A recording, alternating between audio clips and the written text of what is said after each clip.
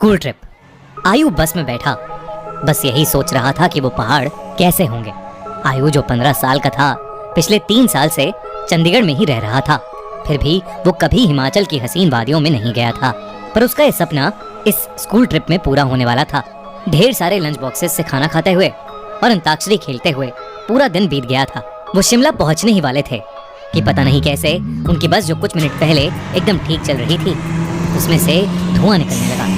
रात बहुत हो चुकी थी और बच्चे साथ में थे, तो सब टीचर्स ने मिलकर फैसला लिया कि वो पास में ही एक होटल के अंदर रुक जाएंगे और सुबह मैकेनिक को बुलाकर बस ठीक करवा कर शिमला के लिए वहां से निकल जाएंगे। वो लोग पास के एक होटल तक पहुंचे। वो होटल दोनों तरफ से बड़े बड़े पेड़ और पहाड़ों से घिरा हुआ था। सब टीचर्स ने बच्चों को होटल में अलग अलग कमरों में बांट दिया और डिनर के बाद सब सोने चले गए। आयु को अपने 2 दोस्तों अमन और रोहन के साथ कमरा मिला था और वो बहुत खुश था क्योंकि वो दोनों उसके काफी अच्छे फ्रेंड्स थे। आयु, अमन और रोहन जब कमरे में गए तो कमरे की खिड़की से उन्हें जंगल के बीचों बीच एक झील दिखाई दी। उन सभी को याद था कि कैसे पिछली स्कूल ट्रिप पर रात में 2 बच्चे ऐसे ही झील पर निकले थे और वो स्कूल के सबसे पॉपुलर बच्चे बन गए। तो उन तीनों ने भी प्लान बनाया कि इस बार वो भी कुछ कारनामा करेंगे। उन्होंने सोचा कि वो होटल से छुपके से निकल जाएंगे और उस झील पर जाकर फोटो खींचकर वापस आ जाएंगे। जैसे ही होटल का गार्ड सो गया, वो तीनों निकल गए। झील दिखने में तो होटल से ज्यादा दूर नहीं लग रही थी, पर वो तीनों करीब आधा 1 घंटा झील की तरफ चले जा रहे थे और जंगल का रास्ता था कि खत्म ही नहीं हो रहा था। ठंड बहुत ज्यादा बढ़ चुकी थी और उस सुनसान जंगल में उन तीनों की ठंड के मारे हालत खराब हो रही थी। उन्होंने अपना फोन चेक किया तो उसमें सिग्नल नहीं था। तब उन्हें लगा कि उन्हें झील का प्लान कैंसिल करके वापस होटल चले जाना चाहिए। अपने फोन की फ्लैशलाइट के सहारे वो वापस होटल का रास्ता ढूंढने लगे। रास्ता ढूंढते ढूंढते अमन और आयु, जो रोहन के थोड़ा आगे चल रहे थे, जब पीछे मुड़े तो उन्होंने देखा कि रोहन वहां था ही नहीं। तभी उन्हें अपने पास में से किसी के भागने की आवाज आई। वो बहुत घबरा गए, पर क्योंकि वो रोहन को अकेला नहीं छोड़ सकते थे तो उन्होंने उस कदमों की आवाज का पीछा किया। वीरान और घने जंगल के बीच वो उन कदमों की आवाजों का पीछा करते गए, जो कुछ मिनटों बाद बंद हो गई। रोहन उनको अभी तक नहीं दिखा था और अमन और आयु अब बहुत ज्यादा डरने लगे थे।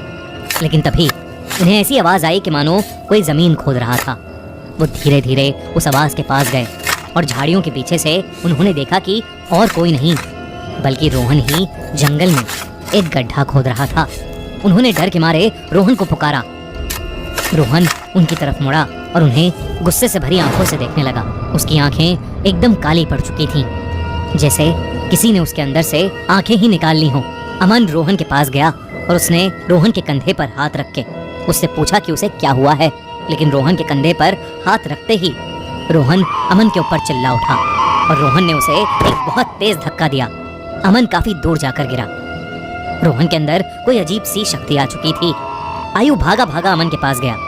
रोहन अब आयु की तरफ आगे बढ़ने लगा, पर जैसे ही वो आयु के पास आया, रोहन को अजीब से दौरे पड़ने लगे और वो बेहोश हो गया। आयु उसको होश में लाने की कोशिश करने लगा और जैसे ही रोहन होश में आया, उसने अमन की तरफ देखा और जोर जोर से चिल्लाते हुए कहने लगा, वो अमन के अंदर है। तभी आयु ने देखा तो अमन सर झुकाए नीचे बैठा था।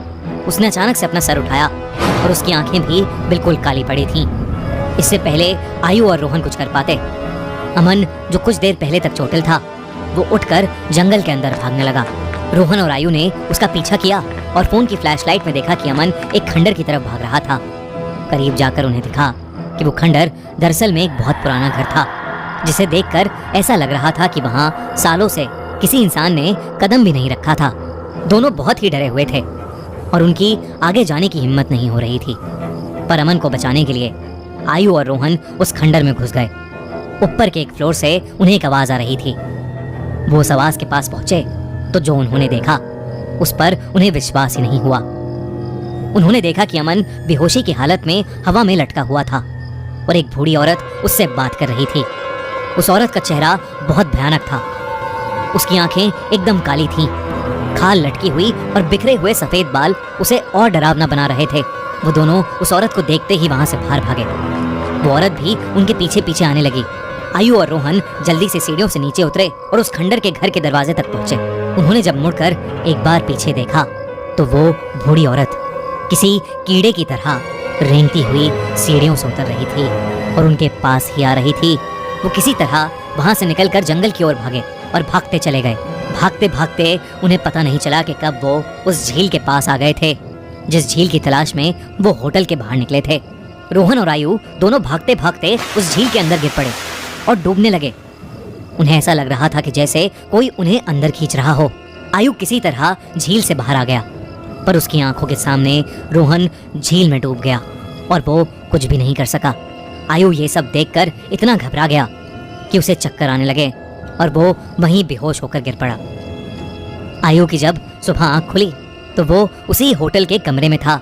वो भागकर बाहर गया तो बाहर पुलिस की बहुत सी टीम्स थीं और जमीन पर सफेद चद्दर में लिपटी हुई रोहन और अमन की लाश पड़ी थी। पुलिस ने तो इसे मर्डर घोषित कर दिया था, पर आसपास के रहने वालों ने बताया कि कई साल पहले उस जंगल में एक बूढ़ी औरत रहती थी। वहां उसका एक घर था। सभी से अलग वो औरत चैन से रहती थी। पर एक रोज उसके घर को कब्जाने के लिए पास के गांव के कुछ लोगों ने उसके साथ बदसलूकी की और उसे मारकर उस झील में फेंक दिया। तब से कोई भी इंसान रात में जंगल की ओर या उस झील के पास नहीं जाता। कहते हैं कि उस बूढ़ी औरत की आत्मा अभी भी वहां अपने बदले के लिए भटकती है। काश ये बात इन तीनों दोस्तों को पता होती तो शायद आज आयु के साथ साथ रोहन और अमन भी जिंदा होते।